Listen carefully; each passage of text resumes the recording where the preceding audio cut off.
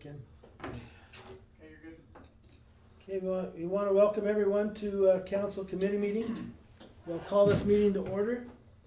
We have a few additions to the agenda. Everybody can see those. Has anybody got any other additions they want to add? If not, we'll just move right into it then. Officer Bond is in, our peace officer is here with us. We're gonna move 3.5 up first, just because he's here, so we can get back to work or wherever he's gotta go. So 3.5, we're gonna talk about the community peace officers. Officer Bond, if you wanna sit in that chair, Curtis, you wanna? We'll just let you just speak on this one. Okay. So Officer Bond, do you want to give us an update about how things are going, or we might have some questions for you? I'm sure we will. I do anyway. Go ahead.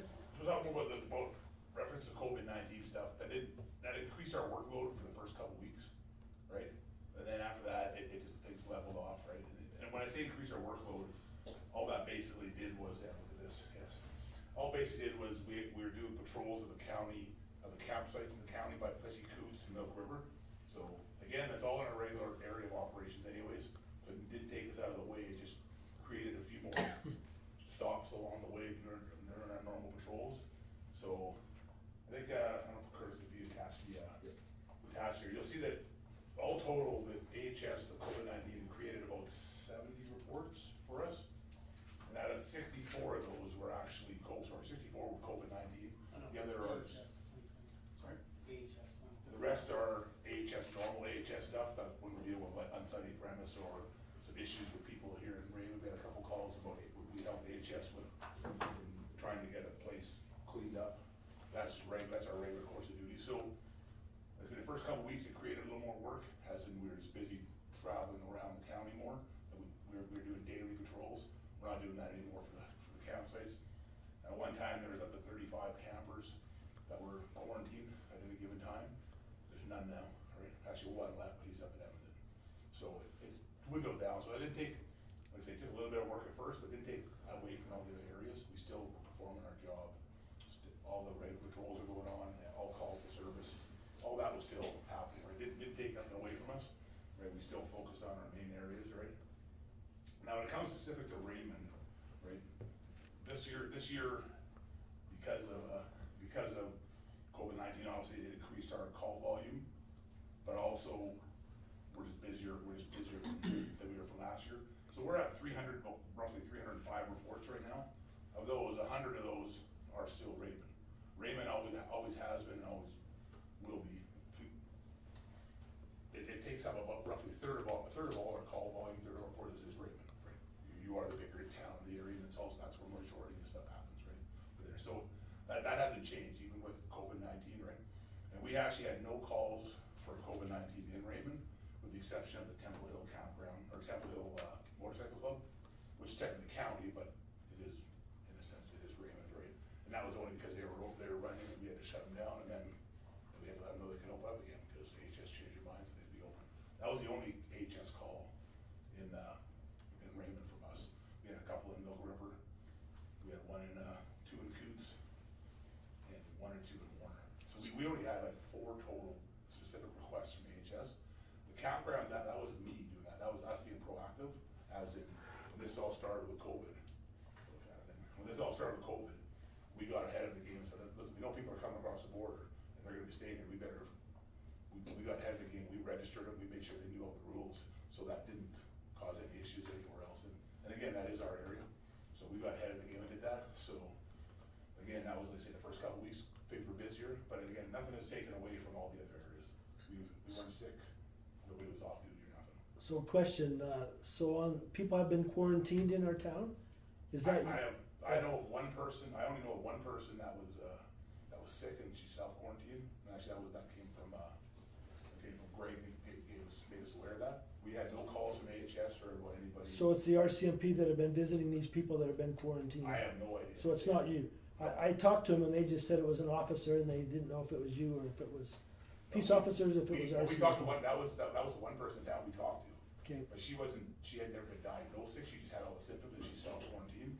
So So we had talked to her and just gave her some Okay. advice to make sure she was quarantined properly. Okay, well, that makes me feel better, because if the RCMP are doing it,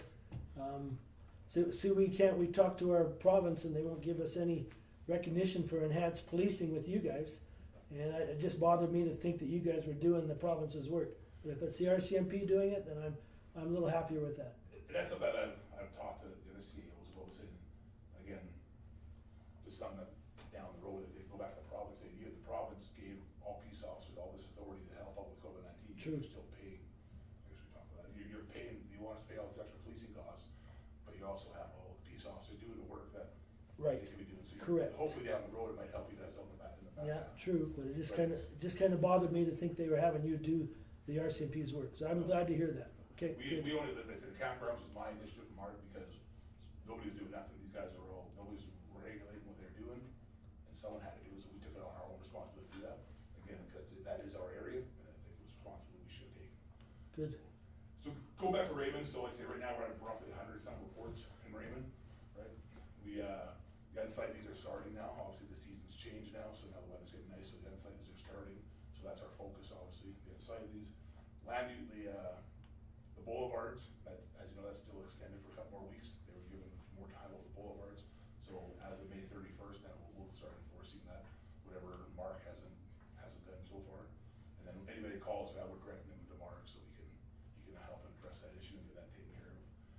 The vehicles, the bylaw when the vehicles in the backyard, that's August 1st, they're all given until August 1st, so August 1st we'll start enforcement for that. Oh, it's not till August 1st. August 1st, and that's gonna be a bit of work, right? That's gonna be huge. And I understand that every unsightly, an unsightly is average 3 to 4 hours, that's how much hours it takes, time it takes for an unsightly premise investigation, right? From us just going to the call, from us documenting, taking phone calls, sort of taking photos, talking to people, writing a report, writing our letters up, delivering the letter, following up on it.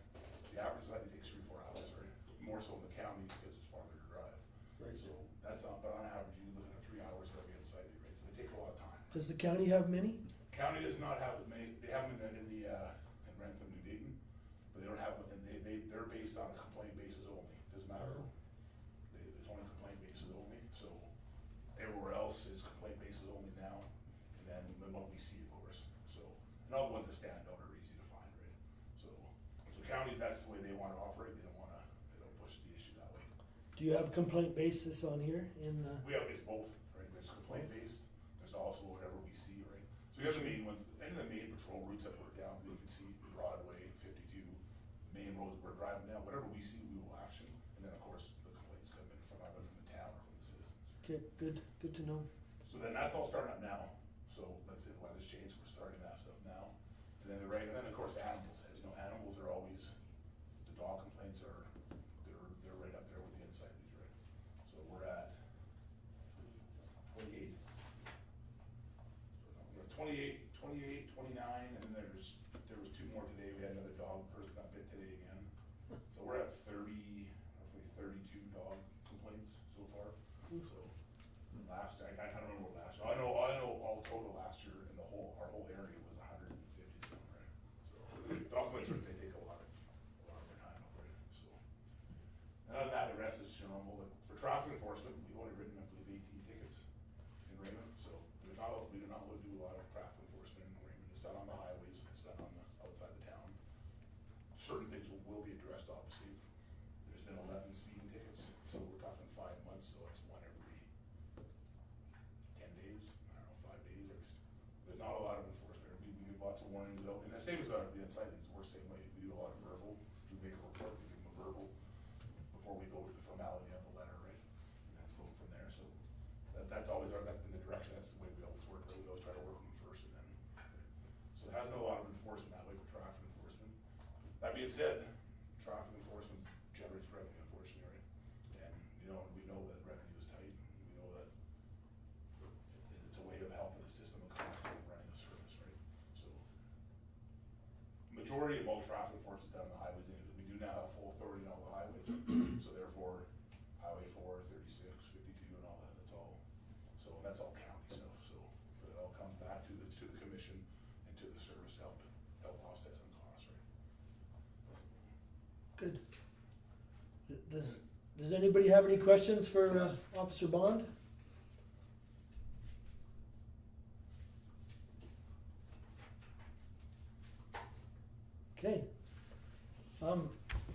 Well, we appreciate what you're doing. I had a person complain to me that they got a failing to stop at a stop sign ticket, and I told them you can contest it. It's on camera, and that's the last I heard. So they don't understand if it's on camera. They have everything on camera when they do things. So. Everything's recorded, and that's what great thing about our site, right? You know, like how things happen, but go to court. That's what Right. it's for. So that's what a lot of it's fought for. So that's great. Okay. I do have one quick question. What do you think would happen in Raymond if we went on a complaint basis for unsightlies? You might lower some because you'll lower some of the numbers. Only based on because if we're driving up and down every alley and we're actually looking for them, then that's going to lower the numbers if it's complaint basis, not us, right? And then by not having us go up and down every street and specifically looking for it, right? So right now we're just at the fact wherever we see, if we're driving up and down, we see it. Then if it stands out that much, we're going to address it. But if it's not, then we're going to wait for a complaint, right? I think it's always better to have a complaint, someone complain, than having us the ones forcing it on them. It's a lot harder to swallow. I think for a homeowner, if I'm forcing it on them when I say, well, your neighbors have all said your place is run down, needs to be fixed up, cleaned up. I think it's a lot easier for them to accept than having me tell them you're going to do because I don't like it. So And I'm wondering if there's a huge, like a really strong correlation between the complaints that you get and the ones that you see. Like, is it like, do you see them first, or do you get the complaint first, or is there a pretty healthy mix? it'd be more of a mix. Like say on the main roads that we're always driving down, I'm going to see them, right? So I know right next door just by the RCB station, we have Tom Kim again, his fence keeps falling down. Those are the ones we see all the time, and so the public sees it. I don't know. I can check maybe to see if it. No, not it just shows. something that's interesting to me. It'd So. be. I don't know. I actually don't have an answer. I don't know if it's half and half or if it's. I know last year we had a lot, right? Last year we went through it because we were going up and down every road. We were actually singling out everyone, and we addressed everyone we could, right? Thank you. So I have. Mayor? Go ahead, Councilor Peters. So probably over the last few months, probably going to the end of summer last year, I passed a few notices on to Curtis.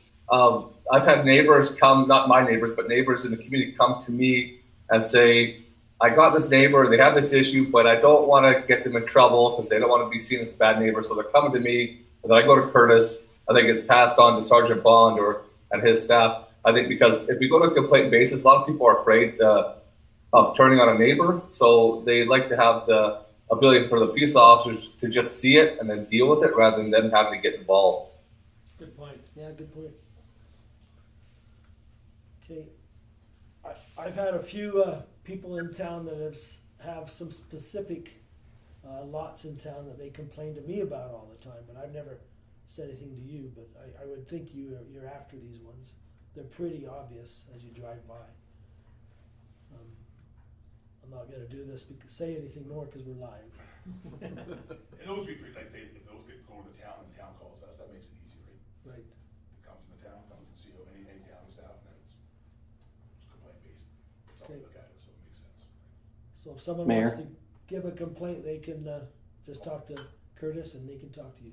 Councillor Foss? Yeah, I had a question about downtown safety. I mean, I live kind of in the heart of it, and I cross that Broadway frequently at those flashing lights. Curious what the legally acceptable behavior for a driver is. So if those lights are flashing, do you know what are they supposed to do in that situation? So the crosswalk's flashing, Yeah. they have to stop. They have to stop. And if you wanna go by the rule of the law, they have to wait till they've cleared the whole intersection and they've cleared the crosswalk. We all know that the majority of us wait till they're on our side of the street, they've cleared, then we go. But technically, they gotta clear the crosswalk, the whole crosswalk before they're allowed to leave. So, What about right on Main Street where you have those little medians? I always thought they only had to get to them and then you could go. technically, just by the rule, it's the whole crosswalk, right? The whole We have a crosswalk? median, which is, so, and as y'all know. What I often see is that if the first vehicle, say I'm in the one side and they just go through because I'm not in their side, the traffic then follows them through, and I'm trying to cross and there's cars coming at me. That's the danger of. With blinking lights. Wow. And that's what the light's on, so that's where it comes down to enforcement, if we're there, or we can see it, or a person files a complaint, Does anyone have anything specifically they want to talk to him about, like what they should be looking out for the next month till we talk to them? For example, that maybe some crosswalks on Main Street. Anybody Mayor? else? Councillor Capeters? I got a question for Sergeant Bond. If you drive on to the east side of southeast corner of Raymond, people have expressed to me about some intersections that are tough to see through based on trailers that are in on boulevards. Holiday trailers, extra vehicles are parked on boulevards. Is that allowed or is that not allowed? No. By the TSA and by your bylaw, no one's allowed to be parked on the boulevard from the sidewalk to the roadway. And then, Okay. so Yeah. if Southeast corner of town, there's probably about 4 or 5 houses that are, in particular, on corner lots that have trailers and things parked on the boulevard, and we might need to address that then. I'll check it out. Anyone else have anything? Well, we appreciate Officer Bond coming in. This was a real short notice, like 24 hours for him to get those reports in to us and to come in tonight. So we appreciate him coming. For midway anytime. Oh, I saw the agenda was a little bit light, and I happened to talk to Curtis. So that's good for you to come in and do this. So. Anytime. Council, if I may, just a couple of points for consideration. I know there is a lot of public scrutiny, I guess, of finances, and rightfully so. I think, though, that in focusing on the peace officer program as a program that could or should be cut is short-sighted. A few reasons for that is before we had the peace officer program, realistically, any bylaw enforcement tag that we issued, other than people's willingness to comply to a municipal bylaw, there was no way we could force someone to pay it. So we could have all these unsightly premises bylaws, parking on boulevard complaints, and all these other things that you just mentioned today. If we just had a bylaw enforcement officer go and approach it, there was really no way we could force them to do it if they were just refused. As a peace officer program, it's a provincially written ticket, and it's something they cannot ignore. Another thing for consideration is, we have a 3-man service that provides 75 hours of coverage a week versus a single-man service, which you're only going to get 40. You're only going to have, if the person's on vacation or sick, there is no coverage. The more time they're spending doing those reports, the less time they're actually out in the public. And the presence, which is what I hear often from the council and public of what they'd like to see to deter crime and to see that there's a police presence, you're not going to have that as much. And so I think our real concern is if we are concerned about increased costs to our budget, should be lobbying the province that the enhanced policing requisition that are costs that are coming down that will have zero benefit to our community, more than likely, is probably where we should be focusing our efforts of complaint more than the peace officer program. The other thing for consideration is we're a member of a commission. There's 4 other communities that are part of that, or 3 other communities that are part of that commission. We can't arbitrarily just adjust that budget or pull out. It's a process. And we effectively manage that commission, and so there are intangible benefits that we have from them just being located here in Raymond. And so, I understand the need for public scrutiny of finances, and I think that's definitely valid. I don't know if it's well placed here. I think our efforts should be focused elsewhere on addressing paying for a service that we're getting no net benefit from. Okay, good. Well said. And we are at our next AUMA convention, whether it's a virtual convention or we're attending, we are having that brought up about our CPOs being having them being recognized from the Alberta government. So it is 2 of our. Yeah, Right. they've actually extended the deadline for those AUMA resolutions as well, as you're aware, to June 30th because of COVID. So we'll be making sure that we have both of those resolutions listed there. Good, thank you. Anyone else have anything? Okay, we can let Officer Bond go then. Thank you for coming. Thanks. Thanks. Okay, 3.1, COVID-19 update. Go ahead, Curtis. So this is just an update for council. As with the relaunch of the province, the town office is planning on reopening on Thursday, May 14th, to our regular normal business hours from 8:30 till 4:30, closed during lunch hour. There will be a protective screen put up at the front counter. The washrooms will be closed to the public. We'll be disinfecting everything as much as we can based upon the guidelines that Alberta Health has listed. If people want to drop in and pay their bills, that's totally fine. Obviously, we still encourage phone calls, emails, and direct payments or automatic withdrawals or paying through your bank, but you are welcome to come.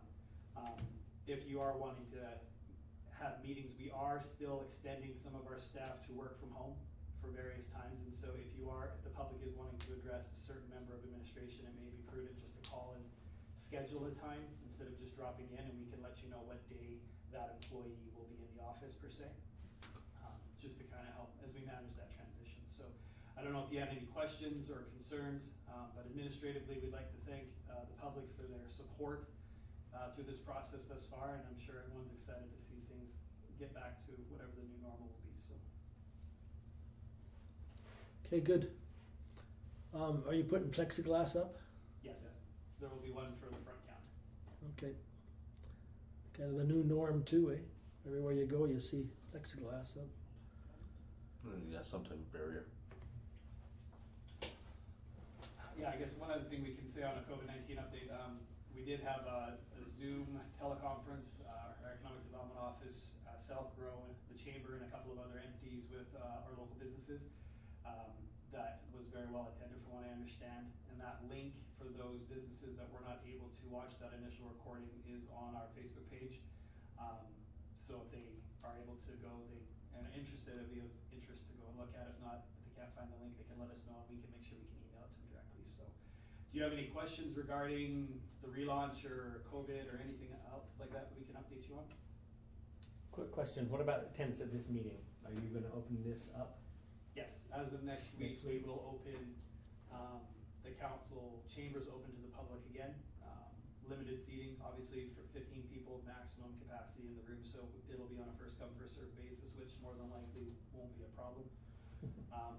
But I'll leave it to council to decide if those who are attending from alternative locations, they're welcome to still attend virtually going forward. Thanks. Is that 15 including us, or is that 15? 15 15 maximum total, in the okay. room, yes. So that's something I guess you have to decide, you that like to Zoom in, if you want to be here next week or if you want to continue to Zoom in.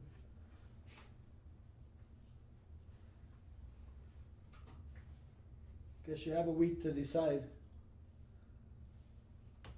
Our plan is to continue live streaming as well, so whether you stay here or there is totally fine. Okay. So we're I will continue to Zoom in because of my health concerns, so you can plan on at least myself Zooming in each week. Okay. Thank you, Councillor Price. Okay, so we move on then to 3.2, the County of Warner Summer Games response. I have to say, I was when I saw this, their response, I was real saddened to think that they have a response like this to us. We need to have a good discussion, I guess, what are going forward about summer games, what the town wants to do. If we're going to have to foot the whole bill, that I know Pincher Creek last year was 50 from the town and 50 from the county, so that's 100,000. I know you've talked, ours is somewhere between 50 to 70,000. Yeah, I mean, administratively, for the town to do it on our own, I think our net cost would be about $50,000 would be our contribution.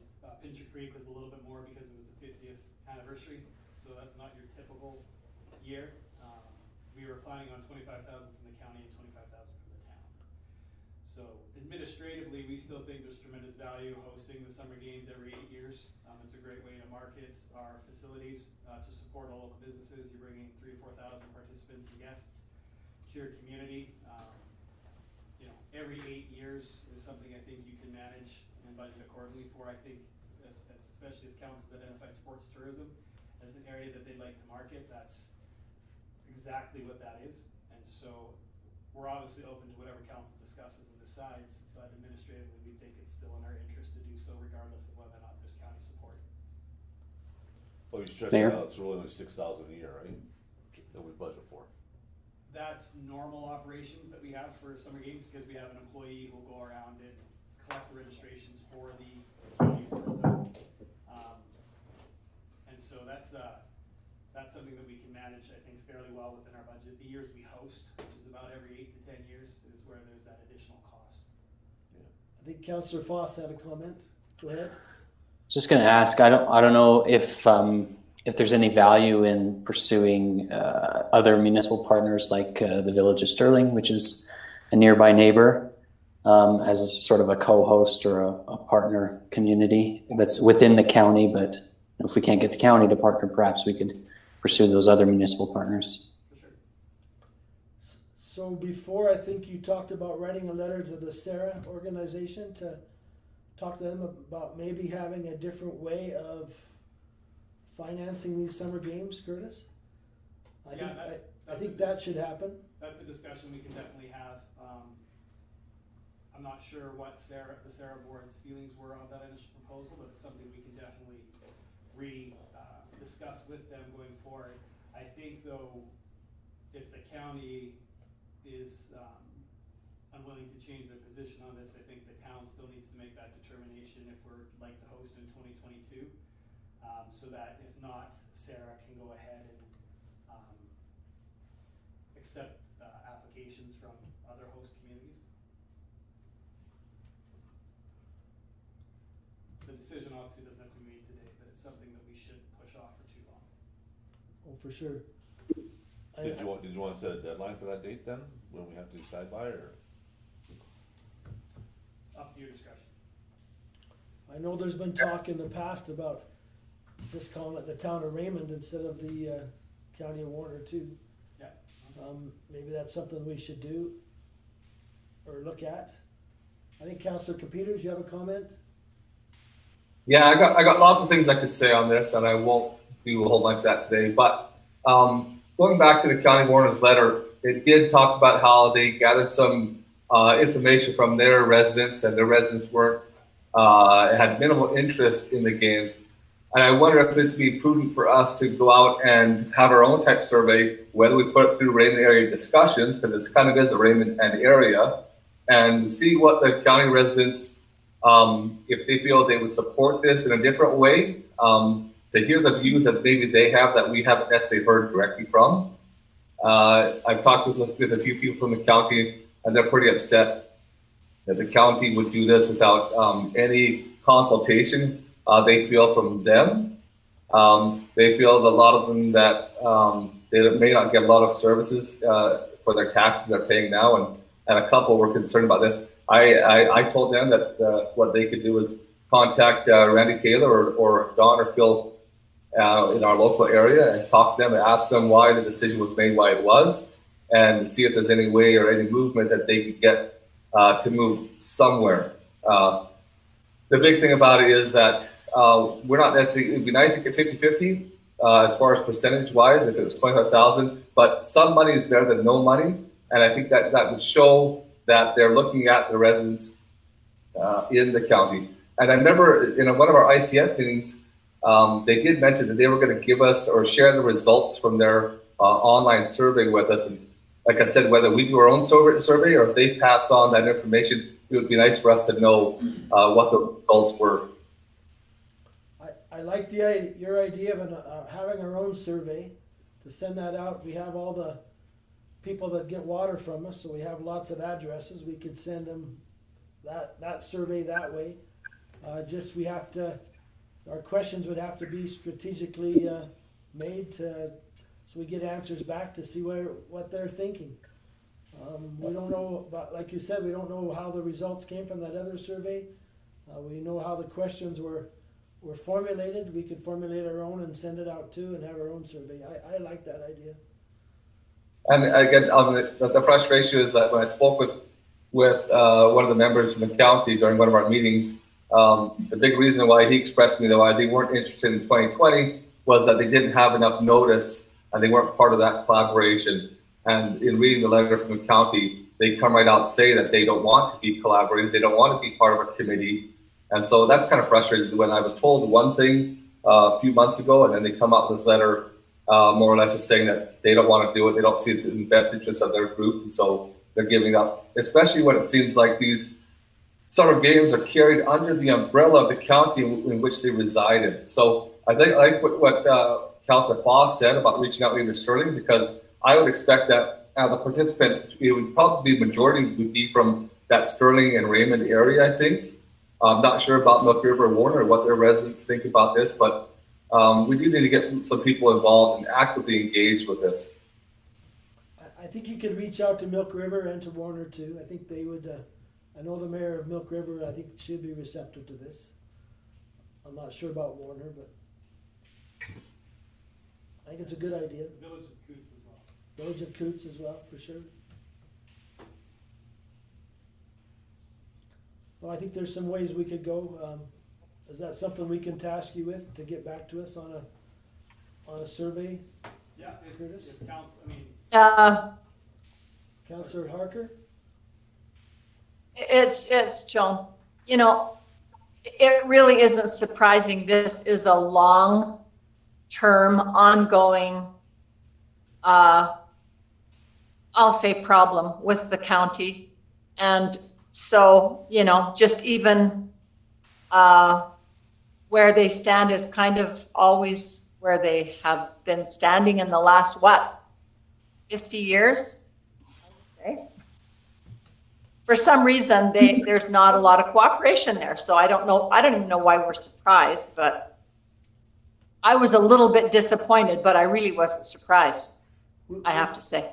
We keep hoping things will change, and they just don't change. So yeah, it's very discouraging.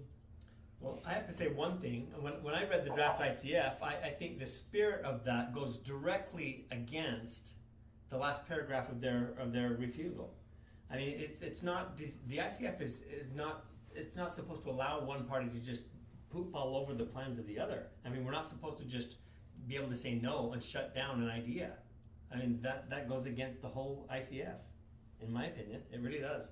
I've been trying to find the ICF so that I could reread it quickly, but I mean, there are clauses in there that are designed to help us be collaborative, not just shut each other down. That's a shutdown paragraph, in my opinion. I think it flies against the ICF. Yeah, I realize that we're probably treading lightly because of the ICF, but I don't even know if we can tread lightly, because I don't know if even with the ICF, I just think it's going to have to it's going to have to go, they're going to have to be made to cooperate, which, you know, you can't really make somebody cooperate with you. That isn't cooperation. That's just a force, right? Yep. And a force doesn't feel very good. In the first place, that is not collaborative. It's just not. That is not. It doesn't even resemble collaboration in any way, shape, or form, in my opinion. I just want to. Mayor? Oh, go ahead, Councilor Peters. All right. Just those that have been part of those meetings, ICF meetings, there was that one section that referred to the last time we hosted summer games in 2012, and there was some verbiage that they did that the county didn't like seeing, and that we removed in an effort, I think, to promote collaboration. And the letter we received back, just like what Councillor Fromm just said, goes directly against that I guess that movement forward we were looking for. Things have kind of gone back the way they were before. Yeah. I know it's very discouraging, and we don't want to be moving forward delicately. I think we want to be moving forward and let them know, you know, that we want to collaborate with them. Anyway. I just want to say, Councillor Harker, I agree with you that I'm really not surprised of their decision, and I am disappointed. The thing that I am surprised about, though, is this one line here where it says the survey completed by Raymond area residents indicated there was minimal interest in the games. That does surprise me, because talking to a lot of people that live within the 5 kilometer radius of Raymond, there's a lot of participation from those residents every single year in the summer games. So it would surprise me that there's minimal interest in the games. So that's why I like Councillor Computer's idea of Yeah, having so if your we own do our survey. own, I think if we do our own survey, we might get a lot different results. I think we would. Yeah, and that to what Councilor Computer was saying about getting, Milk River, and that generally in the past, you don't get anybody east of Sterling participating. But if we reach out to them and stuff and get them involved, maybe they will show some interest. Like, I know very few people east of Sterling that has ever participated in the last 20 years. It's mostly Sterling and Raymond area. Well, I know the baseball had a lot of Milk River people in the past, especially when, Yeah, some years. when I was coaching a long time Yeah. ago. That was, some years. But lately, like all the last, I don't know, 10, 15 years I've been coaching soccer, I think there's been one person from Milk River play. The rest is all Sterling and Raymond.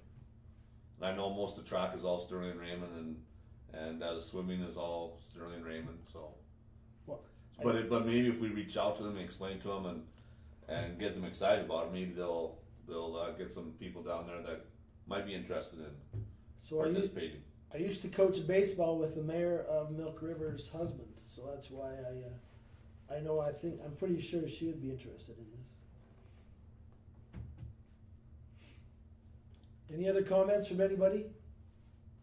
Then this needs to come up again at another committee meeting and with some letters, some ideas from our administration on this, so we can dive into it a little bit deeper. Yeah, we'll bring it to next committee. Okay. Anybody else? Any other comment? Okay, thank you.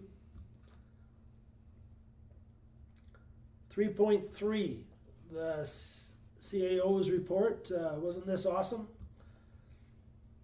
Yes.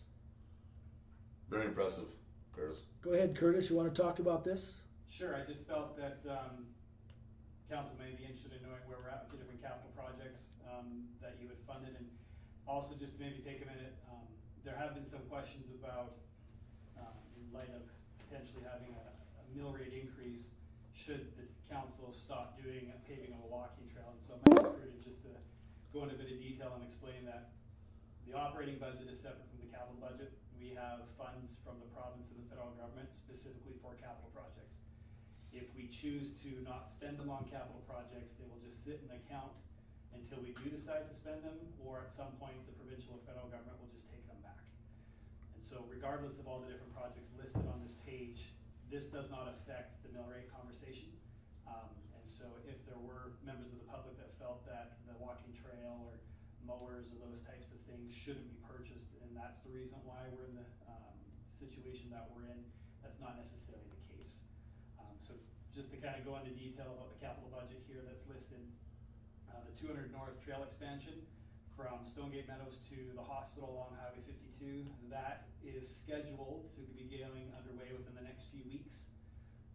That's Tall Strip Construction received the bid for that project in combination with Genex, who received a couple of other bids in town, and so the two of them have collaboratively worked together to try and choose who would do what for their individual benefits, and it actually worked out for our benefit as well. And so Project 200 North will be getting started, which will connect, as I said, Stonegate Meadows to the hospital.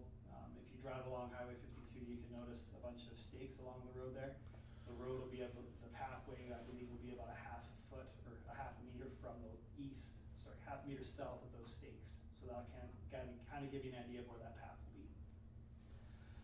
Cobblestone and Pebble Creek landscaping for the access, that will be going ahead in conjunction with the 200 North Trail expansion. The beach volleyball complex, just to reiterate again, that entire project has been funded through private donations from various individuals and organizations. And so no taxpayer dollars or capital grants were spent on that, other than some gas, I guess, for and labor and equipment time.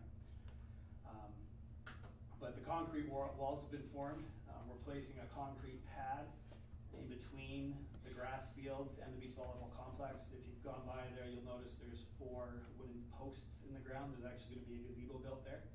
And so that'll kind of act as a tournament hub, or just as a place where people can congregate if there's soccer, summer games, beach volleyball, football, rugby, whatever tournament or goes going on there, it's kind of a central location where they can hand out medals or, you know, discuss the VIP, or the handout most sportsmanlike play or different awards there for the different tournaments. That's all within the budget that we have for that project.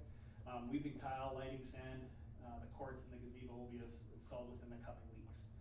The cemetery plaza, the concrete pad, I believe is gonna be installed next week. The gazebo, the irrigation, the landscaping will follow. The columbarium that we've chosen is a 42 or 8 niche unit, and that will be shipped here within the next few months. And we actually have it placed where we can actually space an additional 3 to really 10 other columbariums that we want to various shapes and sizes out there. And so for those who choose to not necessarily want to be in a plot with a casket and a concrete liner and headstone and the expense of those, these columbariums will help with an alternative option that actually are better for just land sustainability. We're not needing as much land, the irrigation maintenance costs. It's a win-win in a lot of respects. So that should be there soon. The Aquatic Center and Arena Energy retrofit, it says MSI, and that's because there's a portion of that we're funding, but we received $15,000 from the Municipal Climate Change Action Center for a $20,000 LED lighting retrofit within those buildings. The town is gonna be in the hook for $5,000. We actually submitted a grant application within the last month and a bit to Fortis for their energy retrofit program, and we did receive that $5,000. So that LED lighting retrofit will actually cost the town nothing. And so that should be getting started here. We just have some paperwork we're working through. Northwest Infrastructure Phase 2, there'll be some additional block worth of underground infrastructure that we'll be putting in. And so it is going to be a process as we build that out through the rest of the Northwest, but it is a process that this council has identified as one of your capital priorities for your term. And we're trying to make sure, based on the budget you've given, that certain things are happening there. Sidewalk replacement, there's $73,000 of gas tax, that has not yet started. Another $60,000 of curb and pavement rehabilitation. All the work that we've done thus far has only really cost us about $13,000 from what I'm told today, of that $60,000. And so we'll be putting in a lot more pavement work as we go throughout the year and curb replacements. We're specifically focusing along Main Street. Organizationally, we had kind of held off on replacing the medians, as Councillor Foss was talking about, that kind of separates Broadway and the pedestrians and traffic, just because the overall plan is to at some point redevelop Main Street and downtown. Admittedly, that's going to be quite a few years away unless things change, and so we are going to be addressing those medians just so that they have a better appearance as part of that project. 300 South, from 50 East to 100 East, extending the road that was put in front of the new Ridgeview Lodge will be the underground infrastructure and basing will go ahead in the next few weeks or month from what I'm being told, depending on weather and other schedules. Stonegate drainage, that project is underway right now. The West Common area, the drainage corridor has been wrapped in rock. Cobblestone Lane in the southwest, the ditch reshaping is in progress, and hydro seeding for both those two areas, portions of the golf course, and the access corridors for Pebble Creek and Stonegate that was listed above will be going on approximately at the same time. The Coopers Drop raw water main replacement is completed. The only thing we have left remaining to pay next year is just the labor. The contractor Genix was kind enough to work with us on that, and so we've paid for the material in this year's installation, and we'll be paying out the rest of it next year based on the capital plan that we've kind of tentatively approved for 2021. The RV dump redevelopment project is in progress. The curbs go in next week, I believe, and then landscaping will continue after that. But the underground infrastructure, the base road, and the concrete disposal pad has been completed. We will pave that later on in the summer, towards the end of the year, towards the fall, just to allow the basing time to settle. We haven't yet purchased a lot of the meters. We are holding back a little bit just to adjust for cash flow, but the vast majority of the bulk water, the water meter replacements will be beginning in the late summer, fall, and over the winter, just when our staff aren't busy doing other capital projects. But we will be purchasing those meters. And as you already know the garbage truck and the mower and attachments have already been purchased and in our operation. So I don't know if you have any questions on those capital projects that you'd like me to go into further detail on? Any questions from anybody, Councillor or Computers? First off, Curtis, thanks for putting that together, and also appreciate you responding online. I've kind of been dabbling a little bit more to try and be a little more proactive if people have comments or questions on Facebook, for instance, but it gets hard when a lot of those people don't have all the information. And I'm going to encourage people on this medium as well, as if you have concerns about budgets, taxes, anything else, to reach out to your town councilors rather than go online and start stirring something when maybe you don't have all the information. So it's really important that we get this information out to the public and I guess be transparent as much as we can. But it's also part of the job of the public to reach back and contact us for questions. Good. Good. Anyone else? Okay, I thought that was a very good report. I was thrilled when I read through it. Good job, Curtis. Maybe in future committee meetings we can talk about the walking trail and where we want it to go next and our other plans for phase 3 and 4 and 5. And you could bring that up or bring it to us anyway so we can see it. Yeah, just for your information, phase 3 is scheduled to be Highway 45 if that goes ahead for paving next year, as we are being, there's a high likelihood that that will occur. We're suggesting that that be done in tandem with the work that's already been going in there to base and pave and do that work. However, if additional stimulus funding does come from the federal provincial governments, we are working on a couple of other legs of that walking trail. The goal is to eventually have a loop town, and there's a couple of other offshoots that we're looking to do, but that'll happen once we've made that loop around town. So. Good. Just so that Just a question, Curtis. Yep. You know, that report that you so beautifully did that we just saw, is there any way, is it kosher for that to be posted, or is that not kosher? Like, you know, people probably won't go looking for it, but maybe it should just be presented. Can it present it? Oh, yeah, it's public as of, it's on the agenda, so anyone can see it as of now. I mean, we could put it on, it could be a post that we could put out just as an update if council would like, that's totally fine. Yeah. I think that would be a good idea, just so that they know, you know, where the funds are coming from, and just made a little bit, you know, we need to spoon feed people a little bit maybe. And there are some acronyms That doesn't hurt. I don't know what they mean, but I mean, there could be a legend on this. Yeah. But then they can phone us those. It's a good idea, Councillor Harker. I like that too. You can put it on the website, you can put it on the Facebook. I initially had I didn't have acronyms initially, but I wanted to fit all the capital projects on one page. But just for those paying, watching, MSI is Municipal Sustainability Initiative, GTF is Gas Tax Fund, and I believe that's really the only two on the grant update, the CFEP is the Community Facility Enhancement Program. It's the provincial lottery grant. Yeah, that is a really good report. I just wanted to mention that the most of the feedback that I get about the walking trails is not, you know, not cut them so we don't get a tax increase. Most people are saying, when are you gonna get that going? When are you gonna finish that? I bet you I hear that like 5 times more frequently than anything that's cut back. It's been real positive in this community. We need to continue with it. So yeah, that's great. Okay. Anyone else have any comment? Okay, well, thank you very much for that report. 3.4, the farm safety letter, the community garden.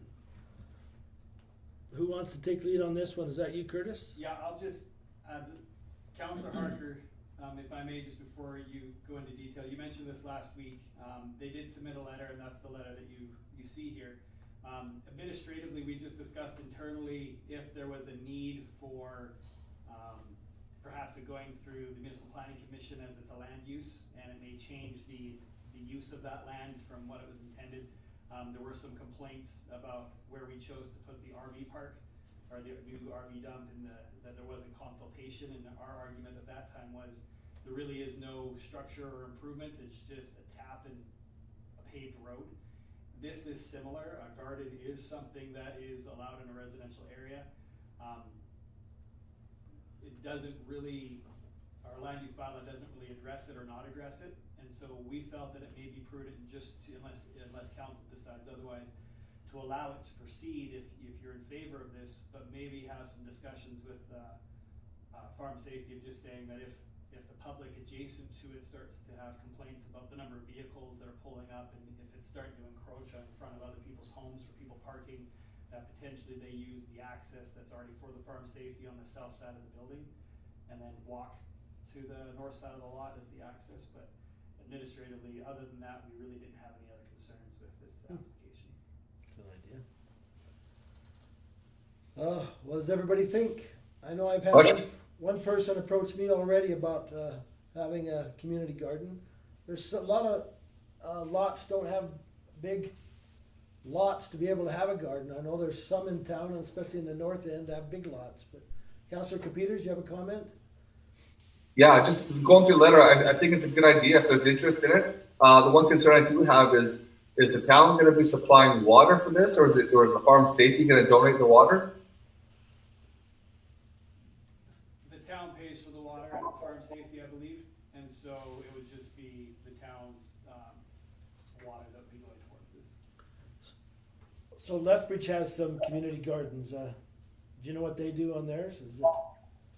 Yeah, the few that we looked up, you register to book a place and there's a cost. I don't know how far the Farm Safety Center has gone down this path of wanting to consider this. It's something that we're looking to not necessarily be involved in, other than just continuing to maintain the grass.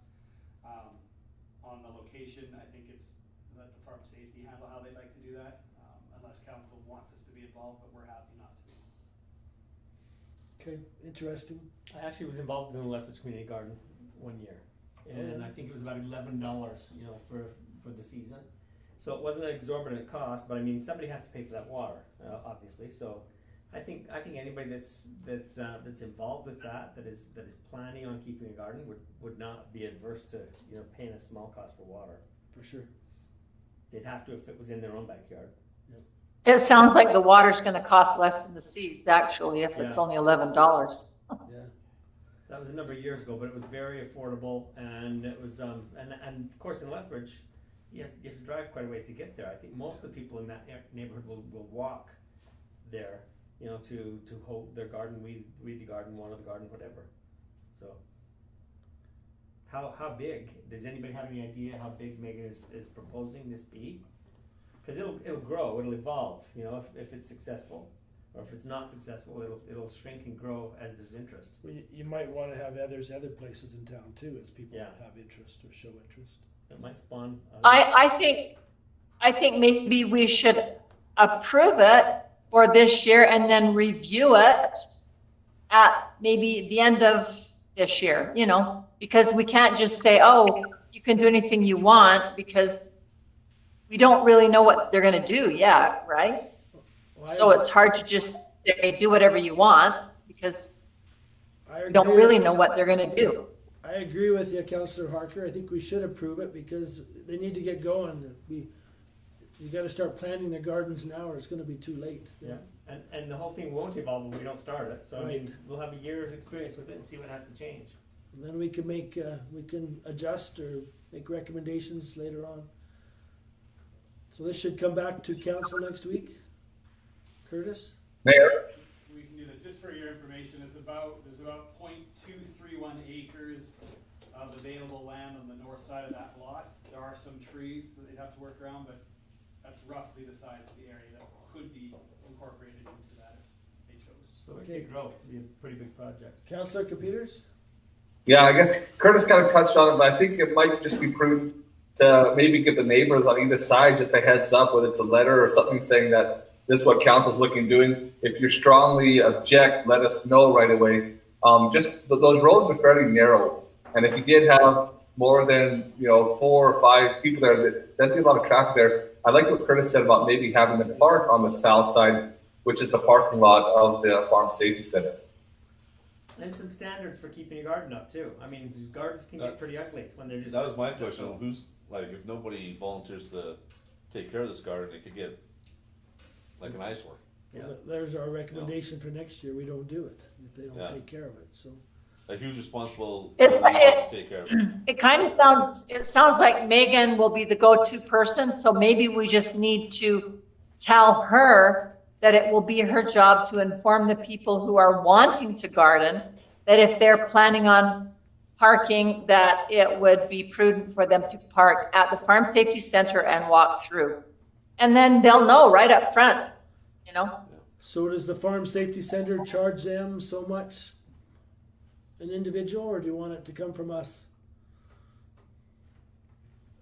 Personally, I just think it's a farm safety let issue. them do it. Let them You want the Farm Safety Center They're to a do great it? organization that I'm sure could Okay. use additional revenues, and we'd really like it to be a community-led initiative, not something the towns do. Okay, that's fine with me. Everybody okay with that? Okay, well, let's get back to the Farm Safety Center and let them get after it right away. So,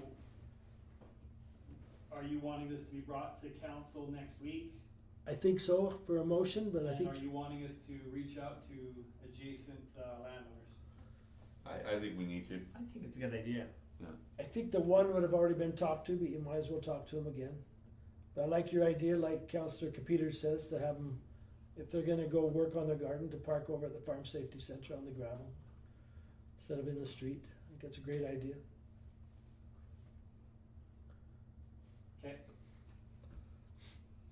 Okay, so, sorry, one other question, Council, the town is gonna be obviously continuing to mow the green space of the Farm Safety Center, which we currently do and have done and have no problem doing.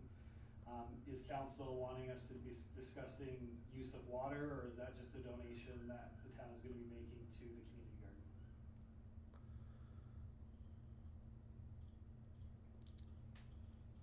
Is there any way we can monitor a difference in the water usage from last year to this year that would give us some idea how much we're donating if we do? If the meter isn't broken and has been collecting reads last year and this year, we could do a comparison on that, yes. I'm just not sure right now. I have no problem necessarily with the water donation, but if it's excessive, we may need to change that policy in the coming year. for sure. I don't believe it would be too much, but. I just think we should review it after 1 year, and if it's ridiculous, then we can go from there.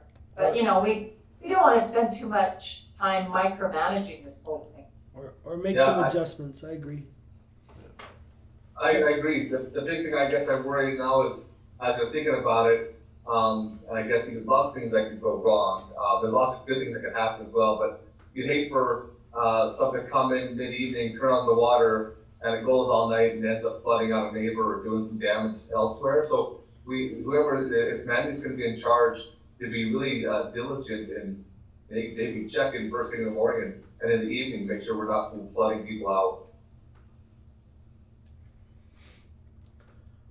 So I don't know. I think all those things can be verbalized to the person who's gonna kind of head it up, which sounds like it's Mandy to me.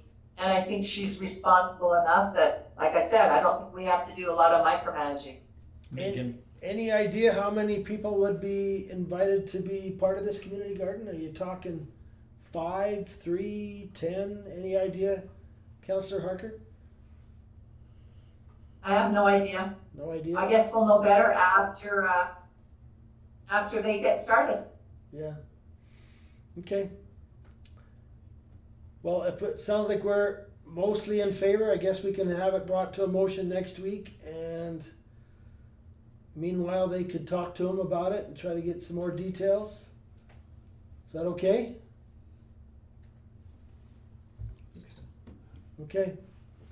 So we'll go forward that way next week. It'll come back to us.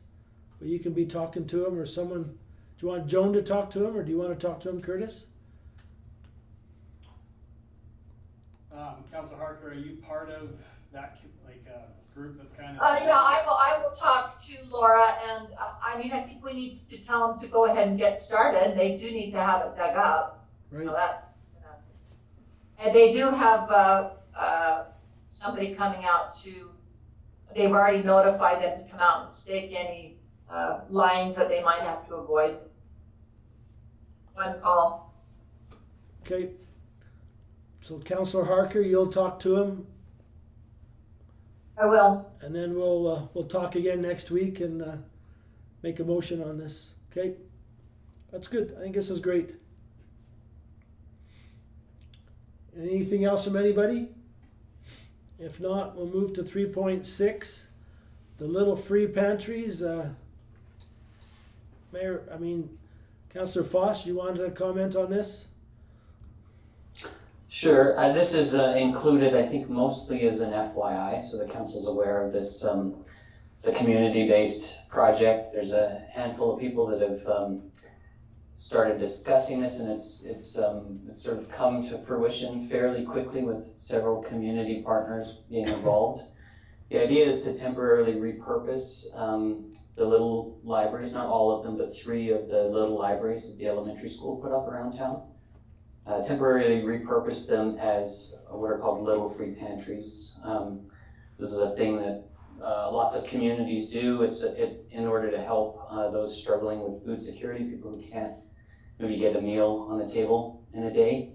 And so the idea is that they're stocked by donations within the community. People can donate at the pantry or at, we've made arrangements for donation bins at the Merc and both the pharmacies. There will be volunteers that will monitor them, sanitize them, sort of rotate, ensure that everything is good quality food, and that the sites are safe and clean. I did sort of raise this here because I didn't know if it had a connection to your Healthy Communities Committee, Councillor Harper. I thought perhaps it might. We did reach out to FCSS, who has expressed support and made some connections to the food bank in Lethbridge and some other partner or potential partner organizations in doing this. My expectation is that this is like a COVID summer thing. If it's successful and there's a continuing need, they'll likely have to move indoors somewhere in the winter months. But for the nice months, this should be hopefully a thing that helps people in the most need in our community. The sign on the corner by the town pump says, "Kindness has not been canceled." Yeah, I like that. This is great. I think this is awesome of our community to want to help people. A lot of us don't know who is in need, so this is a good way to do it. Stuart? This is hopefully catching people that fall through some of the typical cracks, that where they can get help and support. How long have we had the little libraries in place? Has it been a whole year? No. The ones that we're repurposing just went up, just barely. But the one in front of the school's been there 6 months, a year, somewhere in that neighborhood. Have there been any bad experiences with them? None that I'm aware of. No. Good. I was wary of them when we first talked about them, and I'm wary of these too. I just would hate, for my child to bring home something that they found in a little pantry. I mean, I might as well take my kids out trick or treating, and take my chances with things that neighbors give them. I'm just wary of that. I think it's a really good idea and a great initiative, but I'm wary of it. They have a bunch of these all over Lethbridge. Yeah. These little pantries, and it really helps out. You see, there's 2 or 3 right on 13th Street North, and I drive down there. I see people always stopping in, mostly homeless people, and they're always stocked with canned foods, like nothing perishable, nothing homemade, nothing. It's all bought canned food. Nothing Canned can be foods, eh? tamper-proof stuff. Yeah, Wow. like Yeah, cans of and soup. AHS has beans, guidelines about stuff how like to that. operate Yeah. these, which the intention is to follow the AHS guidelines. They'll be well monitored. I acknowledge that there is some risk. I recognize your wariness because there is some chance that they get misused or that they end up with dangerous things in them. But I think that they'll be well monitored by volunteers. At least that's the intention. And this is it's kind of a trial. We'll see how it goes and then evaluate in the next few months. Interesting. Any other comments from anybody on this? Is not FCSS involved in this as part of the process too? We have reached out to FCSS and they're very supportive of the idea. And they mentioned that the Lethbridge Food Bank has been looking for ways to get food into the Raymond community, the people who use their service. I guess the Interfaith Food Bank.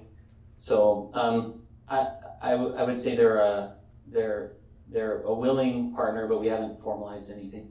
They are supportive, but they don't want to start providing food because that will set a precedence, and that is not their mandate at all. We just discussed this at our last meeting. So they are very supportive, but they are very reluctant to have their funding go for food because that's not what that's not part of what they do. Well, I think it's great. There's a lot of things that slip through the cracks that we don't know about, and I think this is one that could be slipping through the cracks. So I think it's great. And if it's monitored on a regular basis, I don't think we have much of a concern about safety. It sounds like you have quite a few people, too, eh? There's a decent set of the core group that's sort of organizing. I expect there'll be lots of willing helpers. That's awesome. It won't demand much, other than just sort of restocking. The plan at this point is to sort of have stewards over each pantry, and their role would be just coordinate volunteers keeping track of it. Any other discussion on this? Okay, we'll move on to 3.7, the drive-in movie update. I saw the on the Town of Raymond Facebook. We've got a site, we've got a date, we've got a movie. Councillor, Greg, do you want to talk? Sure. We actually just to update. I was notified about an hour before the meeting tonight that we've got to move the time. So we've got posters. They're ready to go out today, but unfortunately we've had to hold them back because of this time change. But we'll get those out tomorrow. So the time will be 9 o'clock, and that is I think the field that is directly east of the transfer station. There's a large field there on 400 East. So come at, and if you want a good spot, you better come early. I have no doubt this thing will fill up at all. We're hoping, I think we've got enough spots for roughly 200 vehicles. The screen that they're bringing is about 3.5 stories tall. You'll need to make sure you know how to turn your lights off in your vehicle so that you can enjoy the sound while your car is still on. But we do have some very strict guidelines in terms of what can be done. There is no concession, there's no bathrooms, you must remain in your vehicle during the entire show.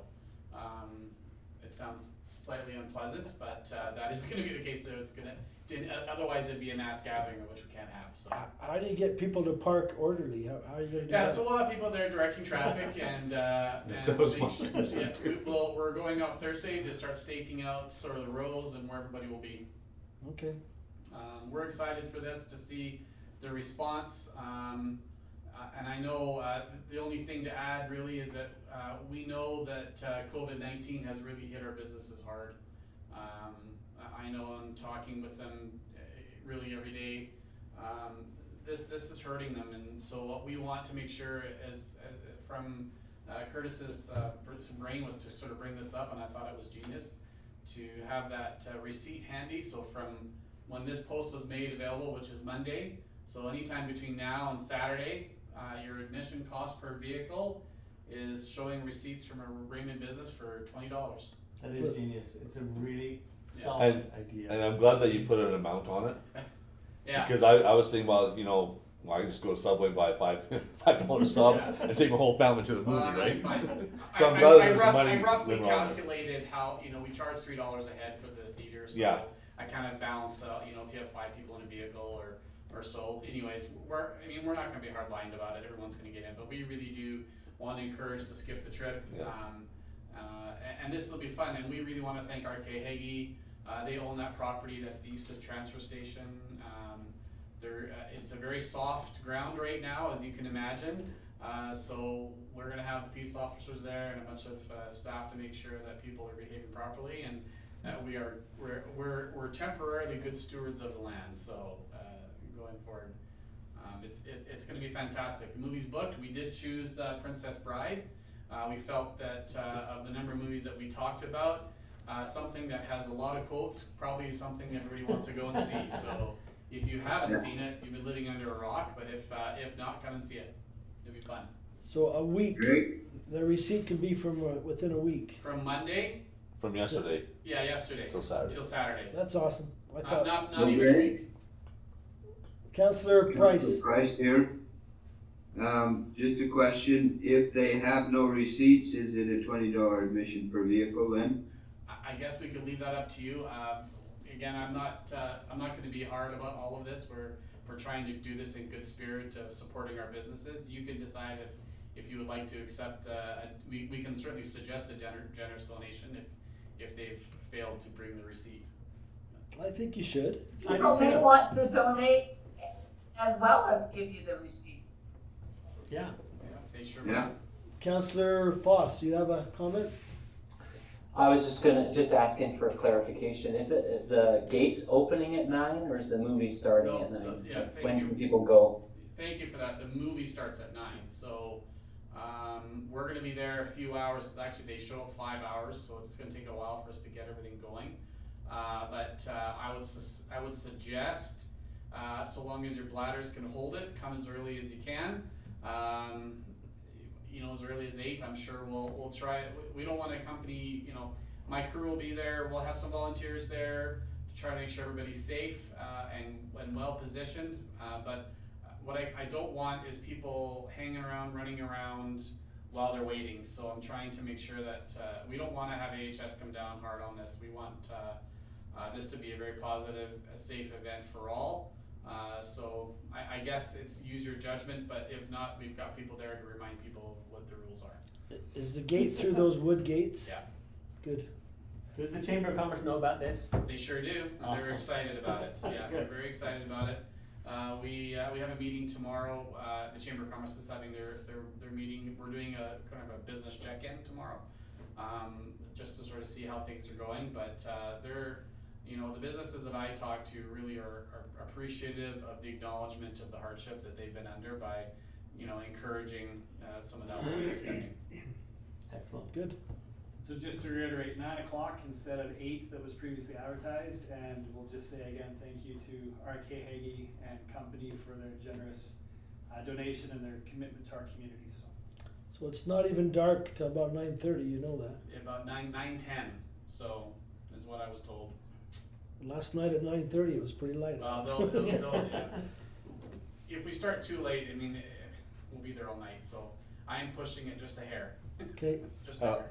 My question is, how early is too early? Because you don't want people showing up being in the way that people setting things up, right? Well, that's why I'm saying kind of 8. I think. 8-ish? Yeah. The gates will open at 8. This is a first for us, so Yeah. I don't have full answers. I just don't want people Yeah. to show up at 7 Yeah. and they're in the way of them still setting Yeah. things up, right? I would suspect they're all done by 7, but he said that they won't have the sound and video tested until about an hour before. So that's Okay. kind of what I'm budgeting here. Okay. Is that 8 o'clock open? Great. I think this is awesome. How will the sound work, Yeah, Greg? so you'll need to, again, that's why I mentioned, figure out how to turn off your headlights, because it will run through, I think it's 88.1 on your radio. Okay. This is kind of an old-fashioned drive-in, so turn your radio on and enjoy the sound. Hopefully, That's not how they we'll work. have some cars there. If Things you know. some fail to restart after the movie, we'll see, but we are hoping They're that used to cables. with the light situation again, that it really will spoil the event for everyone if headlights are on. So if people are unsure how to turn off their lights, sometimes depending on the vehicles, if they have the push button start, you might have to do some manual research to see how that works. If you have a key, just that first accessory position usually just makes the internal electronics work. So we'll do our best to help people where we can, but we're making sure that their safety is in intact and they're parking properly. If you have a light switch on your dash, turn it to off. It turns all the lights off, as far as I know. Or bring a radio with you, that's the other thing. If you don't know what those are, maybe ask your parents. Okay, great. That's awesome. So we'll move to closed session. We need a motion to move into closed. Councillor Fromm made that motion. All in favor?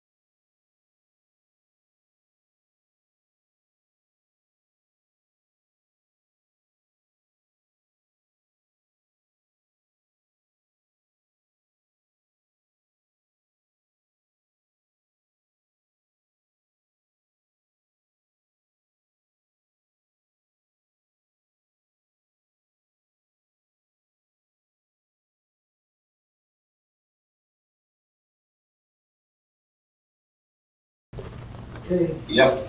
that's it. Anything else from anybody? If not, we'll save it for next week. Okay. Thanks for tuning in. Good night, everybody. Sorry again for the in and out. It was Don't blame not a me. wonderful evening on my end with my computer, so. For those of you who are having drop issues, I wouldn't mind if you could, maybe Ralph, for you, if you want, I can come to your place. Joan, if you don't mind bringing me your laptop or something so we can take a look at it for you. Be happy to arrange that. I could have my wife drop it down if you need to. I use my big computer, so, yeah, you don't wanna see it. Okay.